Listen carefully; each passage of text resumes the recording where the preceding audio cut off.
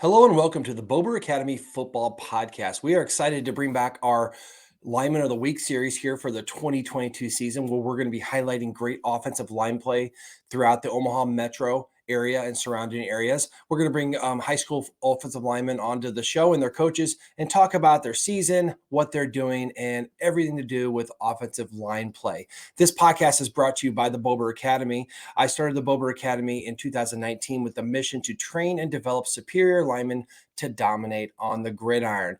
I'm your host, Chris Bober, 8-year NFL veteran. I've started games in the NFL at every offensive line position, and I love dealing with anything to do with football, especially the offensive line. Now, if you are listening to this podcast, we're on your podcast app. Just be sure to click the subscribe button. So make sure that you're getting notified of our weekly shows. We do a lot of different shows out there. Also, if you're watching us on YouTube, click the little button down there to subscribe to our channel and also the notification bell. We would love your comments and your feedback. And if you're seeing this anywhere out there on social media, feel free to like, share, retweet, comment, whatever goes on out there in the social media world. We want to spread the message of great offensive line play.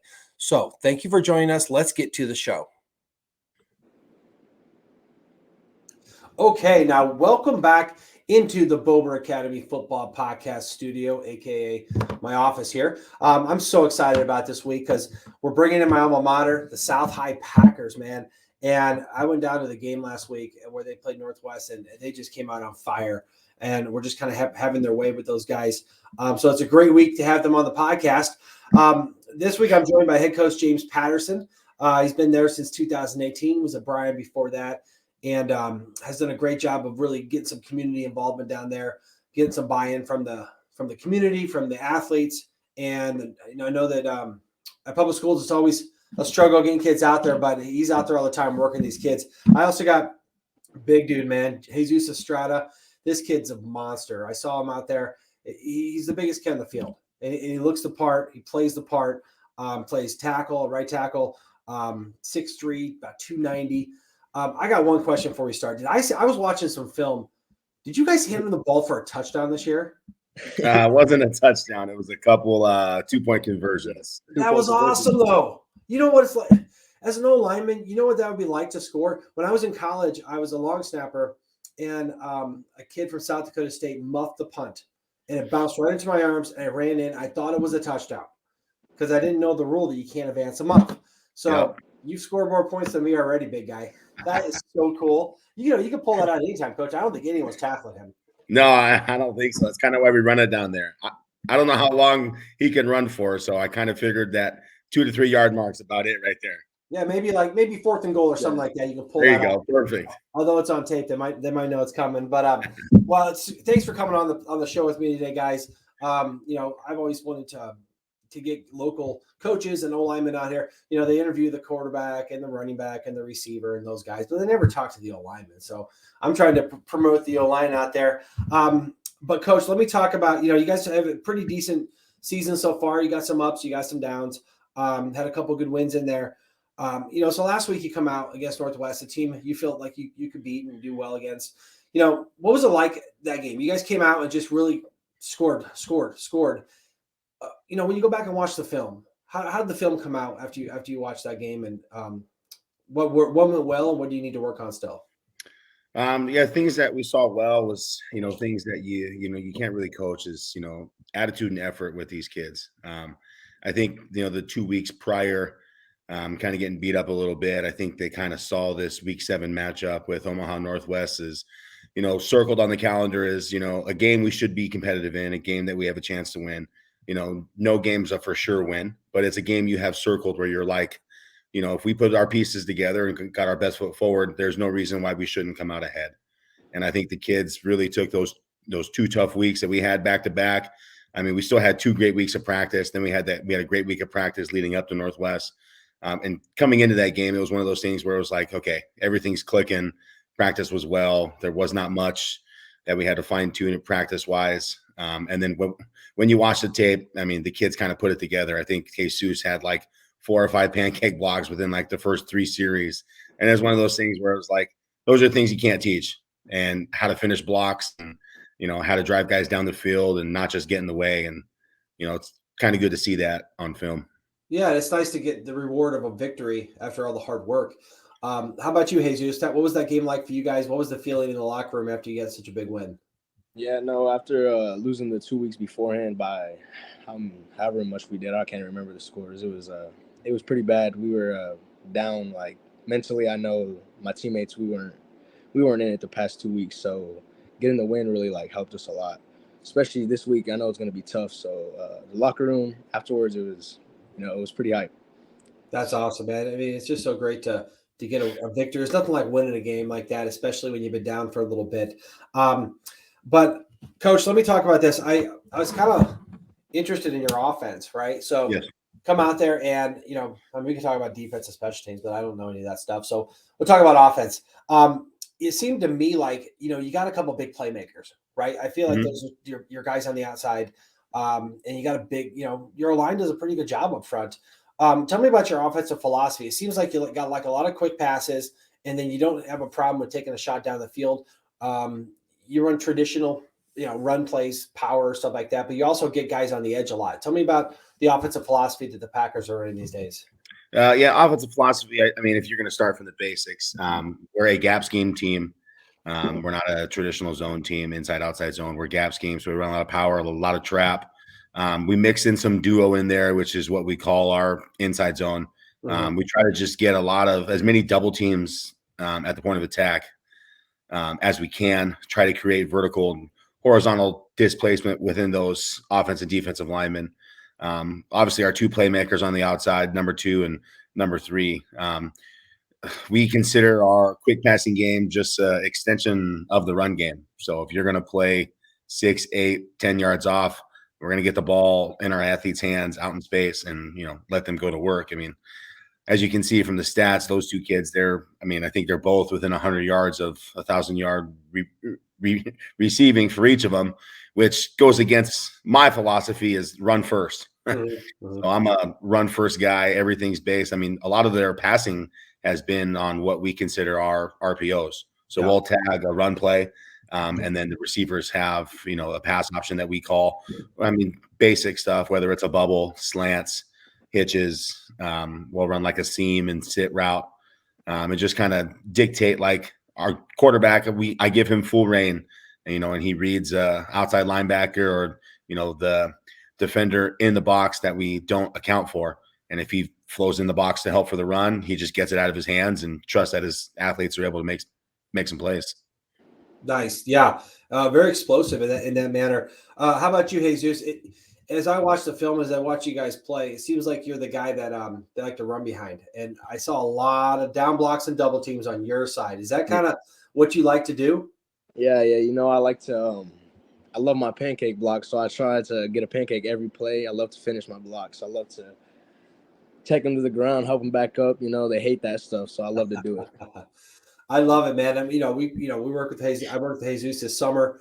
Saw him in pregame, and you guys kind of took it to heart. I always said, man, those down blocks and double teams are like guaranteed pancakes. And everything I saw, man, you must have heard me and said, okay, well, I'm just going to get a pancake every time I do this. So it's very, very impressive what you guys do up there.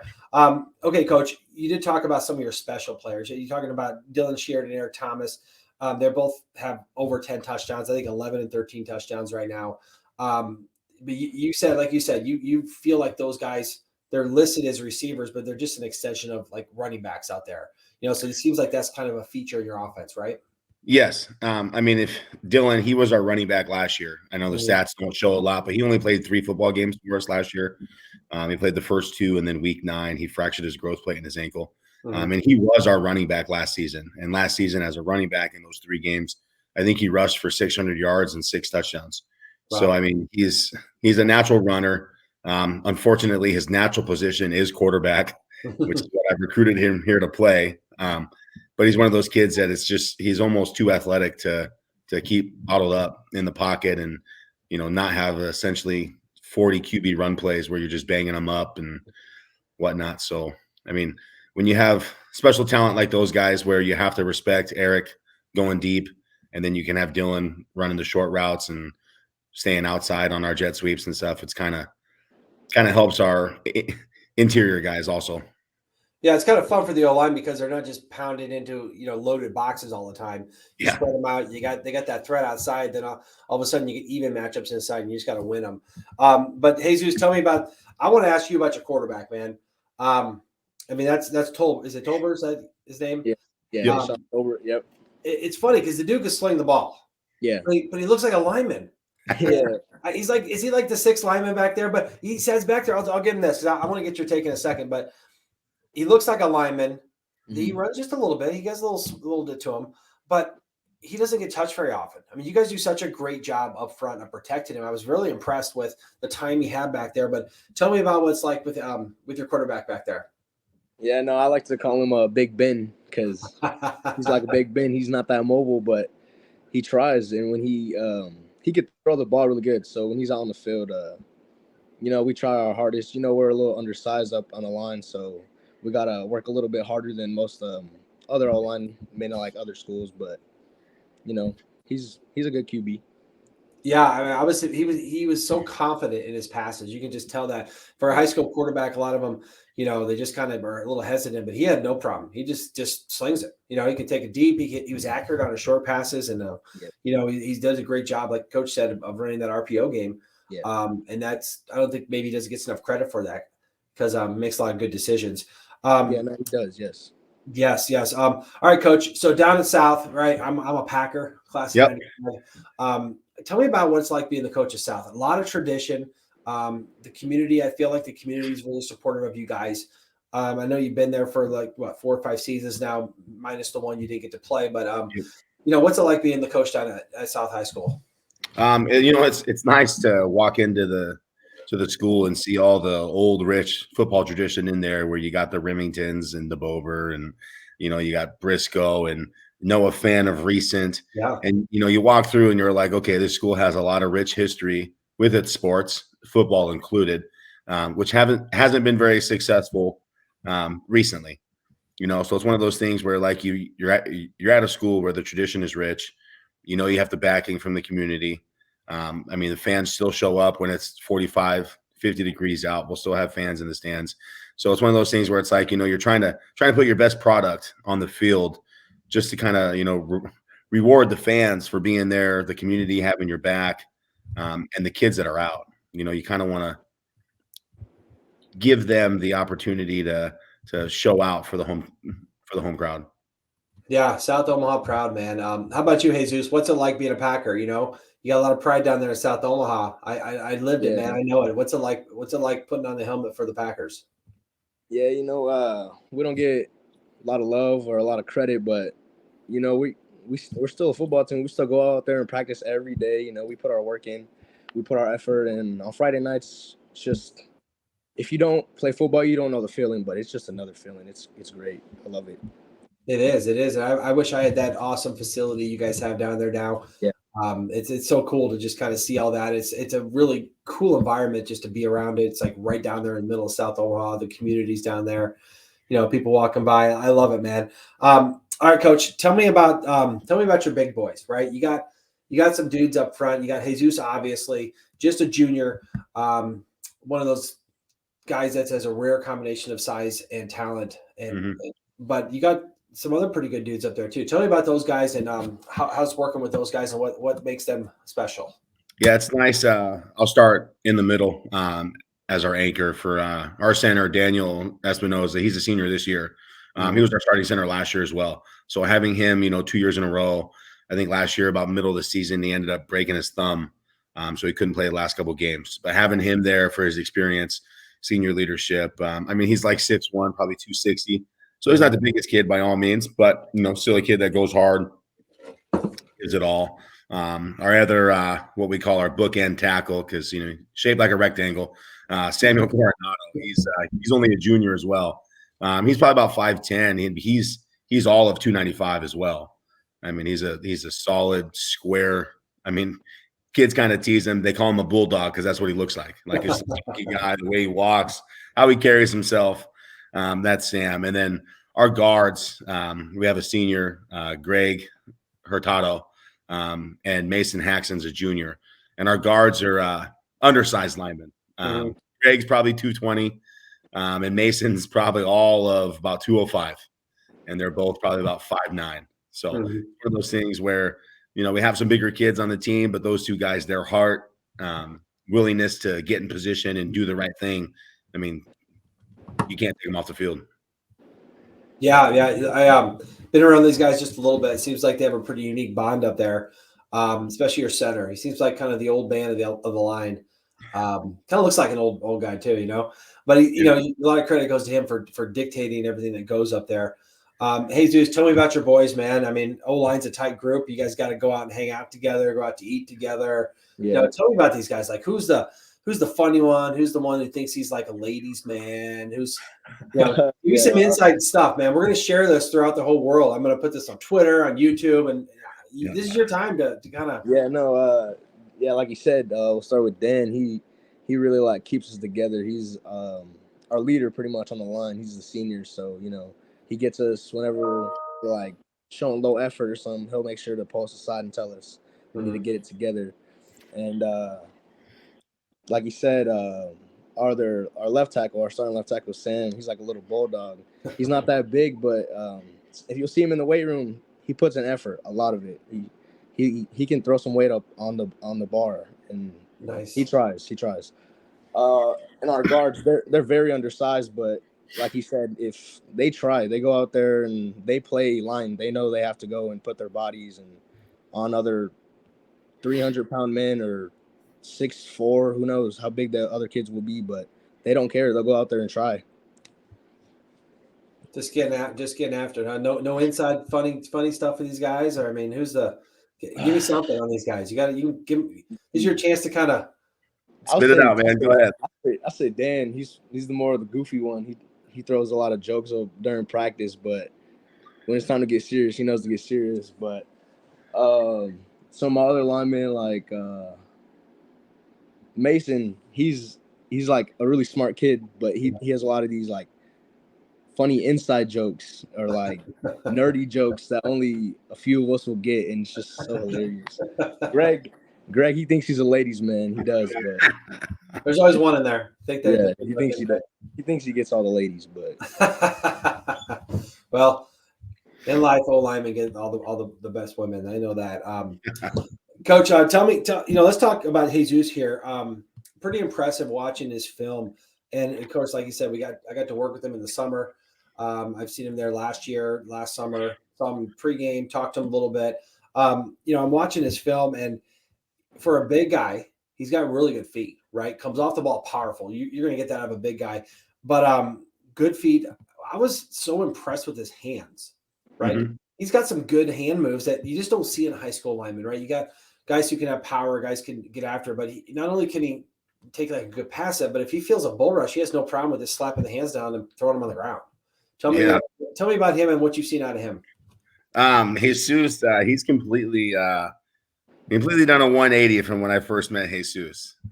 He was always he's always been a big kid. Mm-hmm. When it was watching him playing like the youth football days when he played football, it was one of those things where you see a lot of those big kids and they rely just on their size, and they lean on kids and do those things. But then throughout these last 2 years here, Jesus has really honed in on his footwork and his hands. So we've gotten really good at learning how to give a hand, bring it back and re-punch. Yeah. Someone gets a stab, we're going to knock that hand down, take his momentum with him. Just little, tricks that, these kids can use. It's like, okay, you're playing D-line and O-line. Like, what would you do if your offensive lineman did this? Well, I would do this. Mm-hmm. Okay, when he goes to do that, it's coming. Now this is how you counter. Yeah. So get these kids to think and practice it to where now we're not thinking about it in the game. Now it's just natural repetition. And what we do is, like, when we go team defense, we take our starting O-line and put them on the scout team O-line. Then we'll put our second D-line out there on defense. So our scout team O-line, which is 3 of our starting D-linemen as well, they're getting work against our our best linebackers, our best safeties, and all these guys blitzing and coming off the edge, and these D-linemen running our stunts. So they're getting used to seeing all this action and using the shoot to hands, and they have nice battles with each other back and forth, and you'll see it in practice. And some coaches are like, hey, some of these linemen are getting after it too much, or they're talking too much crap to each other. It's like, guys, That's football. Like Yeah. you want that. Like Yeah. that's good. It's been building the camaraderie within that line group itself, not just the starting five, but the 8, 9, 10 kids that actually rotate around and actually get reps. Those kids, I mean, they all know what everyone's best move is, so they know what's coming. And when they catch them in practice on something, they'll let them know, and they'll tell them like, "Hey, you suck. Like, fix move your feet. Like, why are you so lazy?" And Yeah. it's like, okay, do it again, see what happens. And it's good. It's just the competition within that group has just been amazing to see the difference from when I first got there to how it is now. And just it's good to have these guys like Jesus and Dan who have completely bought in, and they're showing these young guys how it is. So it's good. That's awesome. That's that's kind of like the legacy they leave with them too. You know what I mean? Like someday they want to be the guy that's talking trash to those guys and showing them the way. So that's awesome. Jesus, tell me about you're just a junior with your size and stuff. I imagine you're probably gonna, maybe start getting some looks from schools and stuff like that. What's your goals coming out? Finishing up your junior year, going into your senior year. What do you want to see happen for your future? Yeah, there's still a lot of stuff I got to work on, but I think I could maybe get offer or something to help me get an education in college, because I'm trying to go to college and further my education. I love football. I want to play football in college, of course. It's like a dream since I started playing football. This offseason, I'm gonna have to put in a lot of work, and there's little details that I could fix. A lot of them I could fix, but yeah, college football. That's my plan. That's awesome, man. I was in the same exact shoes you were, and when I went to go to play college football, I didn't even get any offers. I had to pretty much walk on at UNO, and that just goes to show you that it doesn't matter where you start, and just kind of keep grinding. But take care of that schoolwork, get yourself opportunities to go out and better yourself and your family someday, and things like that. But coach, you got a big one coming up this week. Number 1 team in the state, and going into this game. It's a tough task. How do you approach a game like this? You kind of have to approach it like every other week. I mean, we know who we're playing. Our kids know who we're playing. Everyone in the state knows who we're playing. They know it's Gretna versus South. When you look at the paper, you look at the statistics, you look at the record. Yeah, the games, I mean, you look at how we played against other top teams across the state, like the WS and Papio South. I mean, not necessarily manhandled, but we got embarrassed in those 2 games. So it's just one of those things where, with our kids, obviously there's always a chance. There's a chance for everything. There's always a chance for something. But the good thing with our kids is we have to start fast and we have to see success right away. I mean, that's something we just have to keep building on. And it's just, we can't come into the game thinking like it's the number 1 team in the state. It's the defending state champs. They're undefeated. We're at their place. It's going to be 67 degrees. It's going to be windy. It's going to be chilly. I'm just going to want to pack it in and go home. And, we haven't seen that yet from our kids, even despite some of our big losses. They've kind of fought to the end. So, we're kind of trying to hope to build on that and, put a good product on the field, put the things together we'd worked on in practice, keep getting better, because there's still a week 9 game left. So we can't turn the season in yet. Yeah. I've been I played South too, man. Sometimes you're overmatched and stuff like that. But I always thought that, win, lose, or draw, you want to make sure that when they leave the field, they remember you. You know what I mean? Say, we might have got them, but they got some dudes out there that you get some shots in. You know what I mean? Yeah. Don't sit there and take it, give them some shots. How about you, Jesus? What do you want to see happen for this week and the rest of your season?